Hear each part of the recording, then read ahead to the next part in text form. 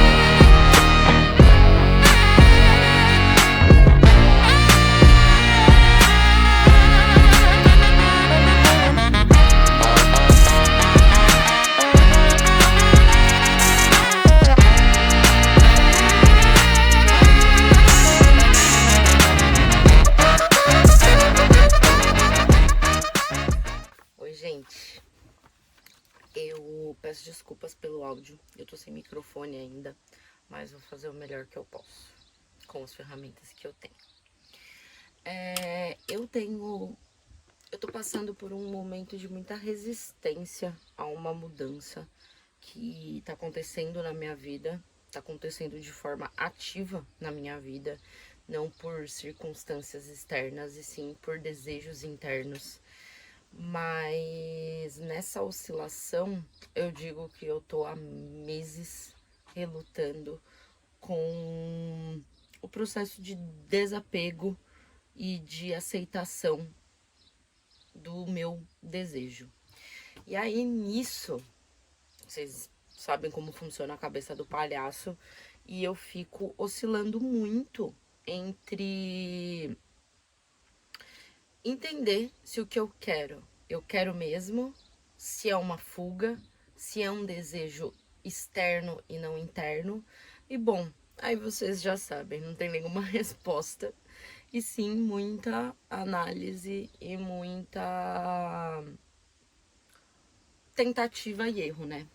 E aí, ouvindo um podcast da Lela Brandão, maravilhosa, eu me deparei com algumas frases e fiz um cruzamento com o processo de luto, que veio a encaixar muito e até como ela diz, eu me identifico muito com isso, que é quando eu sinto que eu tenho que falar alguma coisa, muito provavelmente é porque alguém precisa ouvir.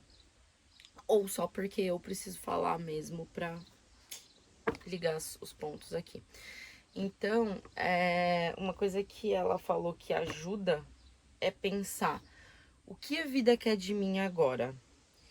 E aí, quando você para pra pensar nisso, você automaticamente se coloca no presente, né? E aí é uma daquelas frases clichês que fazem mais sentido de todas, que é a ansiedade só não mora no agora. Então, sempre que você leva a sua mente para tentar pensar no que fazer daqui, que seja 3 decisões, uma semana, um mês ou um ano, você está se colocando num estágio de ansiedade. Então, não é sobre não planejar, é sobre pensar de fato uma atitude por vez. Isso para mim é um exercício assim que, cara, quanto mais eu pratico, mais as coisas tendem a funcionar para mim. E aí ela falou que ela tava passando por um processo, né, enfim, dela, e que veio um amigo e disse pra ela: "Amiga, você tá vivendo um luto". E, mano, isso fez muito sentido pra mim, porque às vezes a gente tende a pensar que o processo de luto significa obrigatoriamente a morte de alguém, né? E não necessariamente. A gente pode viver lutos de pessoas, de situações e de versões suas ou de momentos seus que precisam morrer para que outros nasçam. E é bem aí que eu me encontro. E aí eu já sabia sobre os 5 estágios do luto e eu fui reler eles pra pensar mesmo, sabe, em que momento eu tô e me relembrar dessas 5 fases do luto. Eu vou dizer pra vocês, existe eu não sei, tá, gente, se isso tem, honestamente, eu não sei se isso tem um embasamento científico, mas eu conheço isso como ferramenta de análise há muito tempo e faz muito sentido pra mim. Então, as 5 fases do luto se consistem em primeira, e aí elas não precisam acontecer em ordem cronológica e nem significa que a cada fase você encerra e vai para a próxima. Então elas oscilam, né? Elas podem ir e vir. Então, as 5 fases do luto são a negação. Então, a fase de negação é aquela que você se questiona que isso não pode estar acontecendo comigo, né? Então, assim, por que eu? Por que comigo? Por que isso está acontecendo? Depois tem a fase da raiva, que é por que comigo? Isso não é justo, não deveria estar sendo assim. O que eu fiz para merecer isso?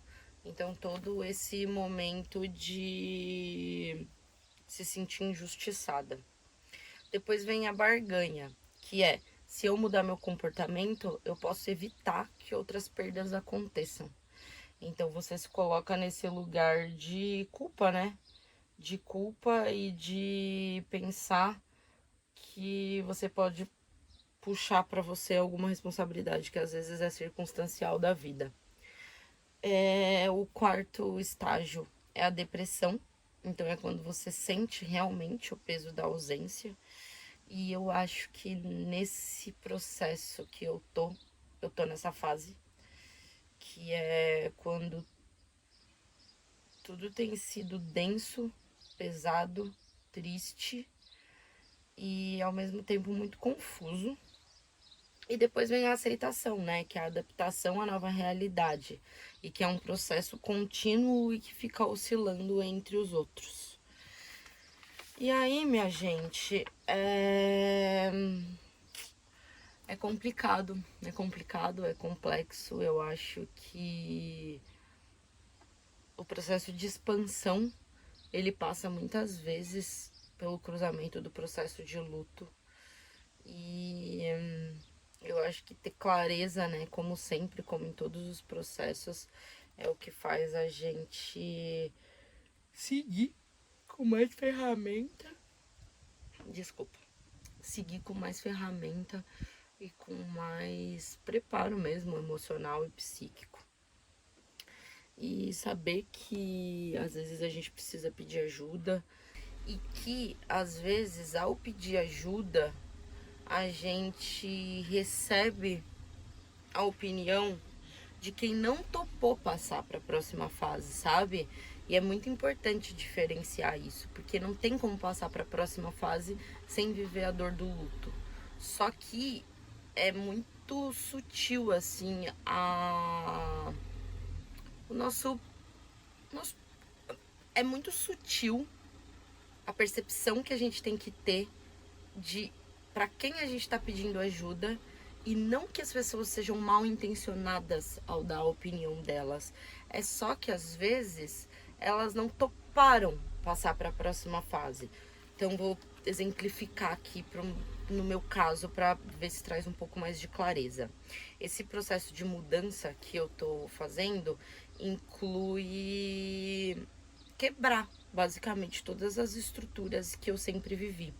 Então, inclui sair da zona de conforto, inclui um novo estilo de vida, inclui ir sozinha para novos caminhos para novos caminhos que estão sendo bem complexos de visualizar, e estão sendo bem complexos de visualizar justamente porque eu não tenho ninguém para pedir conselhos que essa pessoa tenha vivido o que eu tô buscando viver, sacou?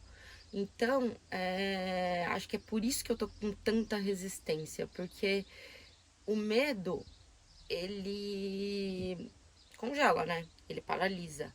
E aí, quando você se toca que você tá compartilhando as suas vontades e os seus desejos e as suas angústias, e as pessoas com quem você vem trocando basicamente não acessam essas angústias e muitas vezes dão opiniões que tendem a te manter no lugar que você tá,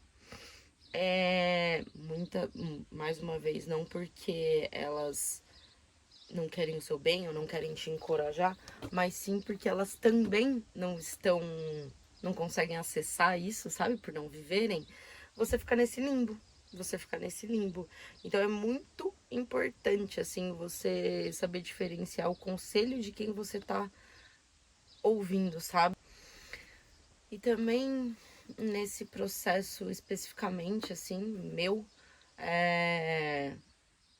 o luto tem sido justamente dessa rede de pessoas, sacou? Dessa rede de pessoas. Passar por uma transformação de relações é um luto difícil de se viver, sabe? Porque tudo que você entendeu como demonstração de afeto, carinho, parceria, passa a não fazer tanto sentido, assim, sabe? E todo esse questionamento gera resistência.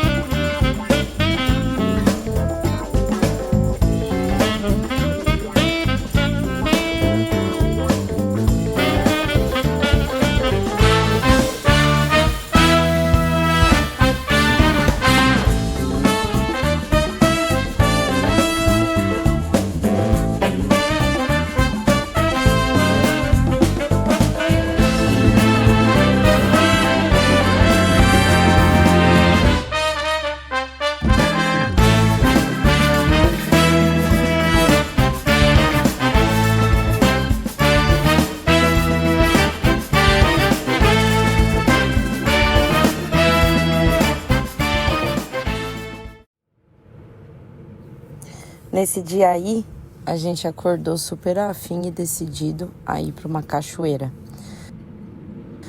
Temos uma par de cachoeira salva e aí decidimos ir para a Serra do Aruca, na cascata do Poço Verde.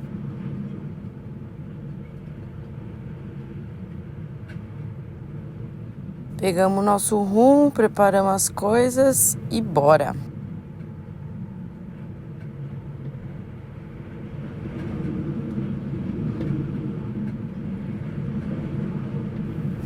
A Noia nunca tinha andado numa serra assim.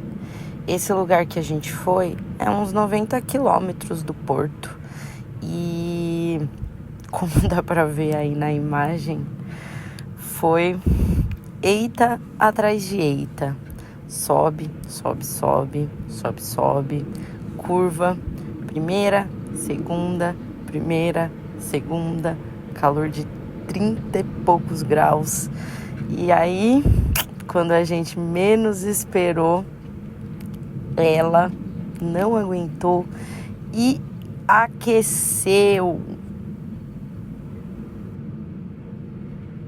Paramos, esperamos. O bom de estar em casa é isso, sem pressa.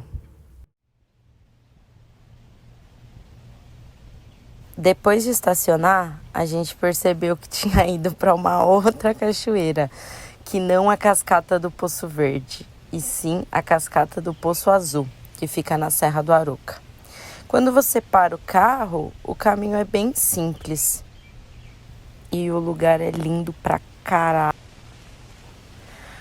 Tem basicamente 2 piscinas. Essa primeira, maior e mais funda, e mais para baixo ali, numa segunda queda, tem esse segundo poço, que foi onde a gente mais ficou.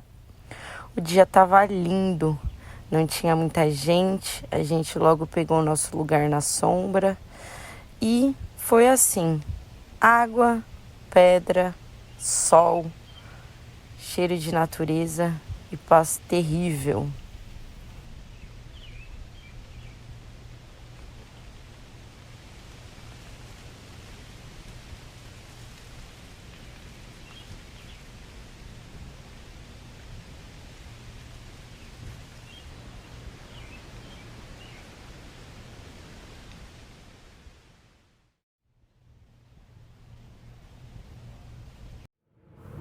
Na volta, a Noia aqueceu mais uma vez, a gente teve que parar, mas foi bem mais suave, porque como a gente já sabia o que fazer, foi só esperar mesmo e não chegou a acender a luz oficial do aquecimento.